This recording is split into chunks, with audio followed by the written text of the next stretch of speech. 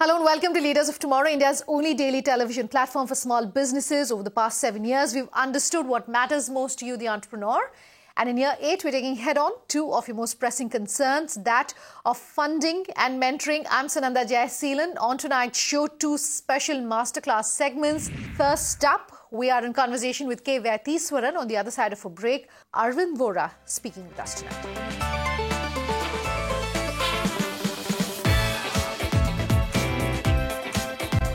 Our first masterclass tonight is with someone who's often considered the father of the internet here in the country. I'm talking about K. Vaiteeswaran, serial entrepreneur. To really understand from him the face of how the e-commerce industry has been in the country, how it's been changing, and how Indian entrepreneurs should be managing their failures, as well as his advice when it comes to the changes that one is seeing when it comes to India right now. Take a listen. Mr. Vaiteeswaran, thanks so much for taking the time to join us here on this masterclass. I want to start by talking about the fact that you're often referred to as the father of the e-commerce space here in India, given that you launched indiaplaza.com. That was back in 1999. It went on to being rebranded as fabmart.com. This was essentially launched at a time when no one had enough understanding of this space. Just walk us through the journey and also tell us, do you think there's perhaps something is being too early as an entrepreneur for any particular space? What's your own view on that? I think 2 things. One is, entrepreneurship in 99 and 20 years later in 2019. I think the two or three key differences is, today when you do a startup, people look at it very differently. There's a whole lot of enthusiasm. There's a very positive ecosystem surrounding entrepreneurship and startups. In 99, the difference was we didn't even know we were doing a startup. There was no word called startup. We didn't know we were starting up. So, it was a very different world. Less than 3 million people using the internet as opposed to 500 million people today. Hardly 20,000 people shopped online, most of them from Amazon.com. And today 50 million people shop online. So, there was no ecosystem. So I think the bigger challenge for us was not to just build our own business, but to also build the ecosystem. I think by starting too early in a business which is based on serious technology, you're actually helping create an ecosystem that doesn't exist. And when the ecosystem matures and gets ready, and the market is also exposed to the new technology, to the new way of doing business, it allows a new set of entrepreneurs who can come in and build the business faster, because technology has changed, technology has matured, a new set of technologies has come in. And because by its very nature, tech is so impersonal and non-emotional, it doesn't give you respect for the fact that you were first. And therefore, I think first mover advantage works very well in traditional, standard, offline, organic businesses, but in tech-driven businesses, I think it's a first mover disadvantage. Very often on the show, we love talking to entrepreneurs who've tried something and perhaps not seen as much a success of it as they would have loved to have. In India, however, we don't seem to really celebrate failures. Failures are seen as something negative, particularly for entrepreneurs, brushed aside. You, however, have even written a book on your experiences and your journey, Failing to Succeed, India's First E-Commerce Company. What are some of the key learnings, if you can run us through that, given your own entrepreneurial journey? Well, I think the reason we don't hear enough about failures in the media is because the media likes focusing on successes, right? It's a nice story. Somebody's made, the financial outcome has been good. Somebody's made a lot of money. I think it's a great story to tell. The reason I thought I should focus on the other side, which is the dark side of entrepreneurship, is simple arithmetic says that out of every 100 startups, more than 99 will fail. It's not that those entrepreneurs or those startups didn't put in their best. I think they would have put in their best effort. They would have created a great product or service. They probably raised enough funding. They may have had a great team. But the reality is that all startups don't succeed, even if you get most things right. And that's because there's an element called luck and fortune that doesn't favor everybody. And if there's so much of talk of startups going on, and I read somewhere that every month about 5,000 odd startups are starting up everywhere, even though all of them may not necessarily get registered. They're all starting up all over India. Now, if the failure rates are in excess of 99%, the fact is if 5,000 people are starting up every month, imagine how many thousands and thousands of entrepreneurs are actually failing. And we don't talk about it. Okay. We talk about the couple who succeed. We talk about the few people who made it well. The reality is there's a social problem out there that's happening. Let's discuss money and let's discuss funding. How much funding? How early should you be looking at?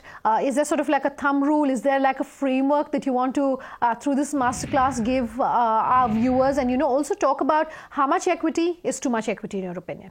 First piece of advice I have to entrepreneurs who are trying to raise money is that always focus on raising what I call growth capital. I think a lot of entrepreneurs confuse between growth capital and capital that goes to fund operations.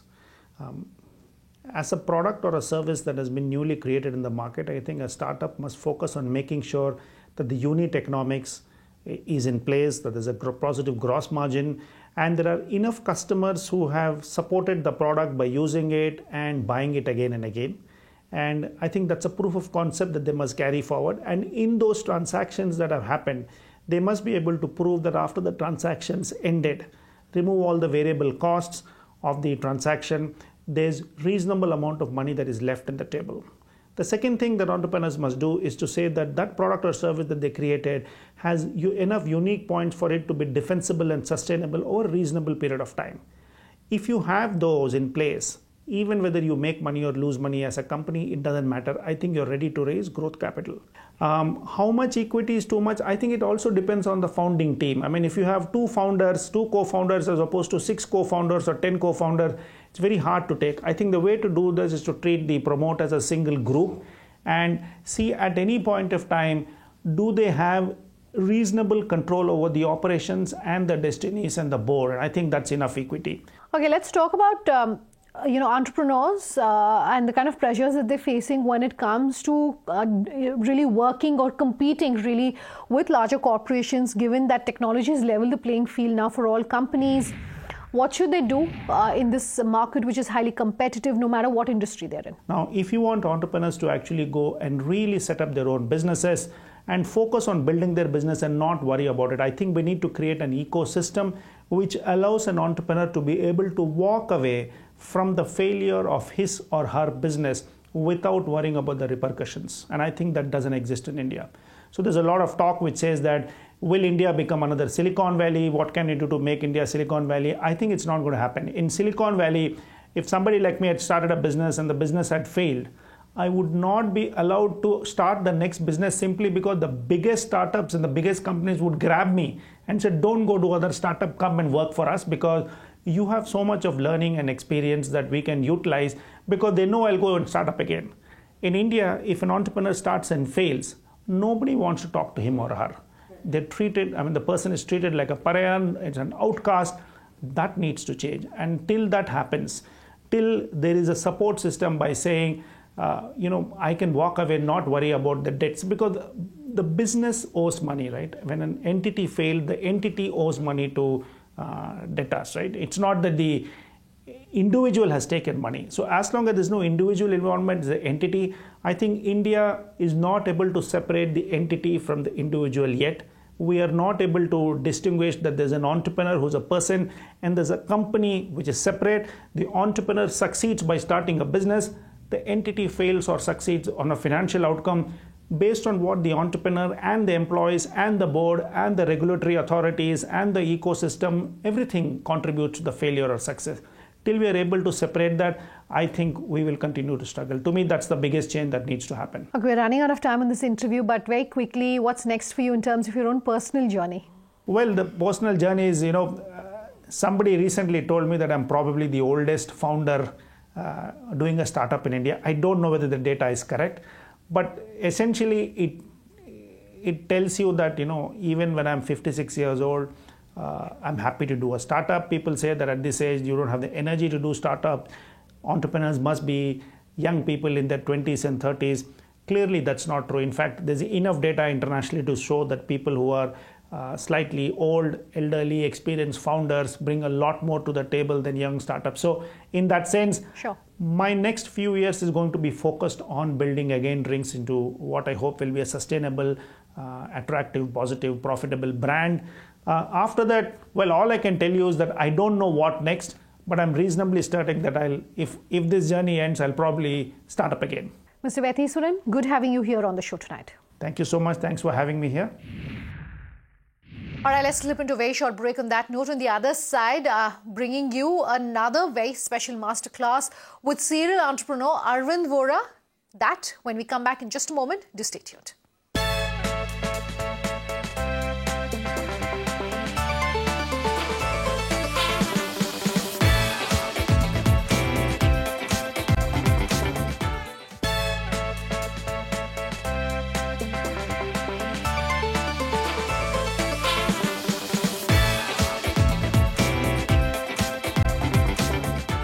Welcome back. You're with us here on Leaders of Tomorrow. Our second masterclass tonight is with serial entrepreneur Arvind Vora.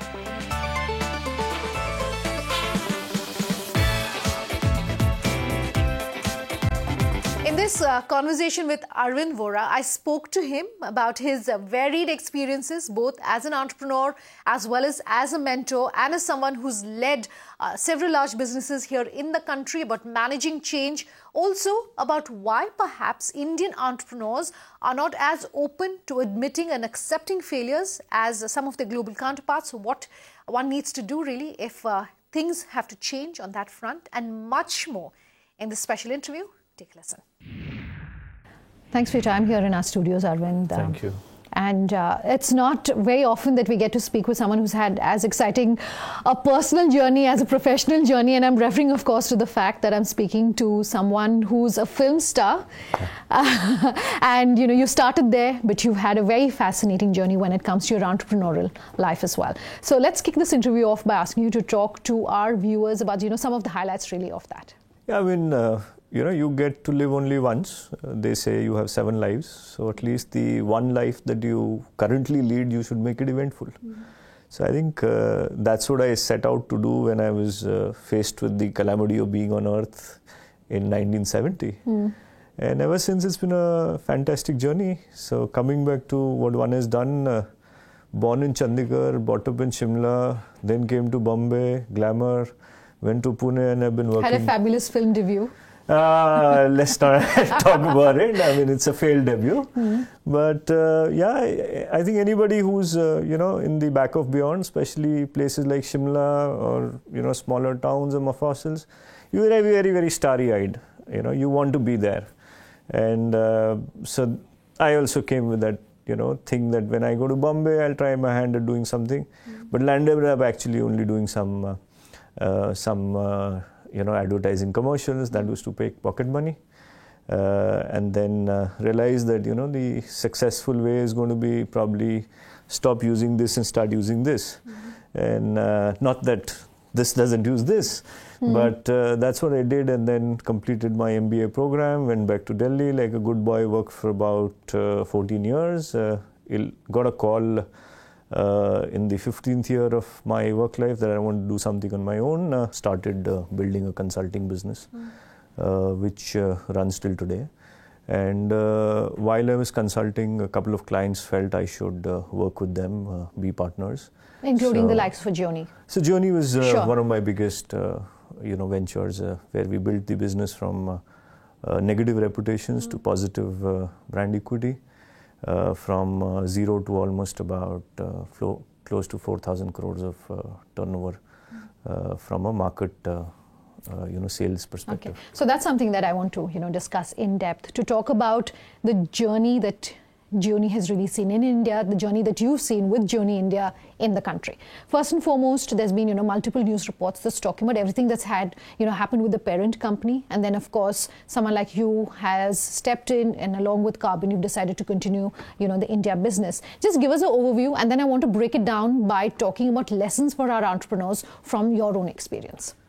So I think, when we started way back in 2012, we always had a very negative reputation of brand China.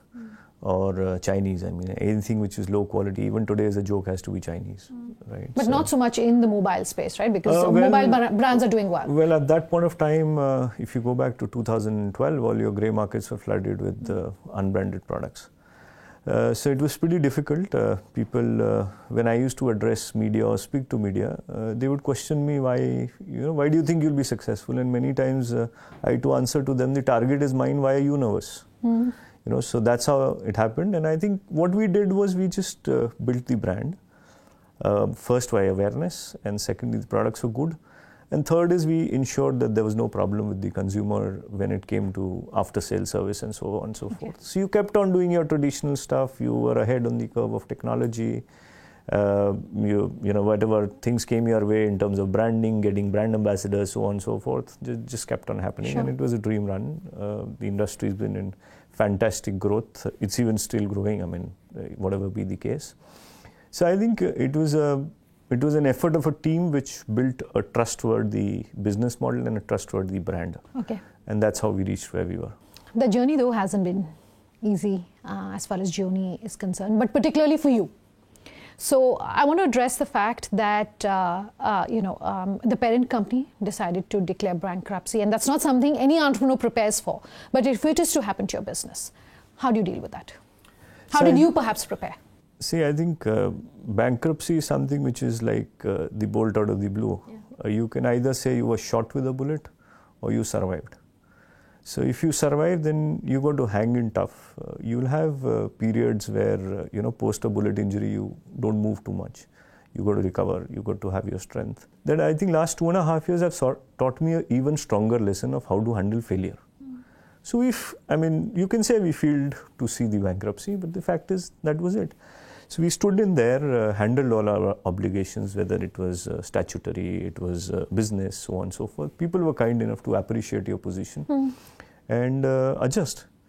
And having said that, I think my biggest experience is that if a situation like this arises, just stand there, there will be difficult times. But if you're rooted firmly and you've done nothing wrong, then you've got nothing to fear. Okay, so if you can summarize that into maybe one or two things, both on the professional as well as the personal side. So far you've been talking about professionally, how someone like you as a leader was able to handle that situation. Personally as well, one or two things that you want through this interview to talk to our viewers about.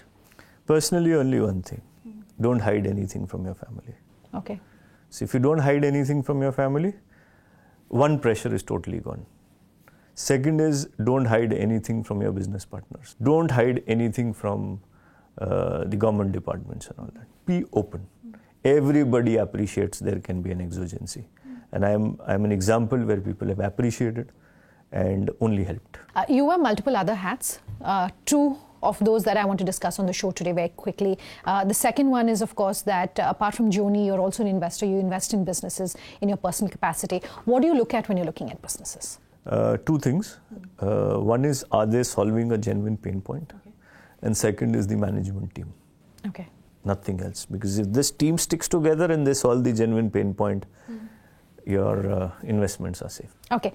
Let me then close this interview by talking about if I can call it that, the philanthropic causes really that you are involved in. A cause that you are very passionate about is treatment for children who've been afflicted with cancer. Why is it important for business leaders like yourself to be involved with causes? Do you see enough understanding of that? And I also want for you to talk about the organization and the cause that you work with.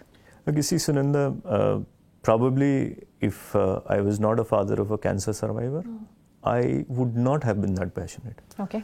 When at Apollo Hospital, Delhi, my son was undergoing his blood cancer treatment, I was very clear that it's actually boiling down to money, right? And if money is the only thing, then why do you lose the future of this country? If you've done well for your life, well for yourself, in your own eyes, I could have done well because whatever I did, somebody else could have done well, whatever he did. Everybody should pay back, right? You just can't have the government machinery doing everything alone. People will have to come up and do their fair share. So I personally believe that our younger son, Aryan, got leukemia, got out of it because he destined that we should go and fight for this cause. Okay. So we're doing our karma back. So do you want to talk about Leukemia Crusaders as we end the show? Yeah, so Leukemia Crusaders is basically an institution which was all funded by Joni. And today we stand at about 1,300 children aided with leukemia. Pan-India. Pan-India. We work with about 37 hospitals. Our basic idea is that awareness should be there. And once there is awareness, once kids come for treatment, financial aid has to be rushed in, because we work as a bridge finance Sure.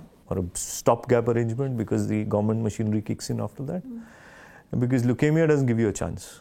You have to have that treatment done in that much of time, because you'll deteriorate very sharp. So we've got about 1,300 children funded. Some have, majority have made it, some have not. Okay. And as we move along, the mission that we have between, my wife has a number of 10,000. The mission that we have between me and my wife is that no child in India, if with cancer, should not get a chance. Okay. And they are resilient enough to give cancer a beating. Okay. Thank you for the work that you do, and thanks for your time here in studio, Thank you Arvind. so much. Great talking to you. Thank you. Thank Pleasure. you. That was our episode tonight. As we're ending, though, I do want to talk about the fact that this year we're very excited to bring you an in-depth fact capsule in association with our knowledge partner, ODAP, the most trusted platform that analyzes startups, their trends and future evaluation. This weekly capsule bringing to you the most incisive and relevant information on everything that you need to know about all the hottest startups. This week, we're taking a deep dive as far as the New Delhi e-commerce sector is concerned. Take a look. And we're ending the show on that note. Thanks for watching. Have a good night.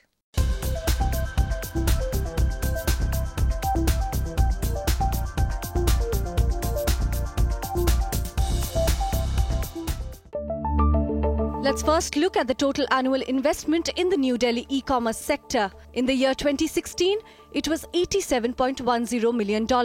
In the year 2017, it was $96.90 million. In the year 2018, it was $257.50 million. In the year 2019, year-to-date investment stood at $755.50 million.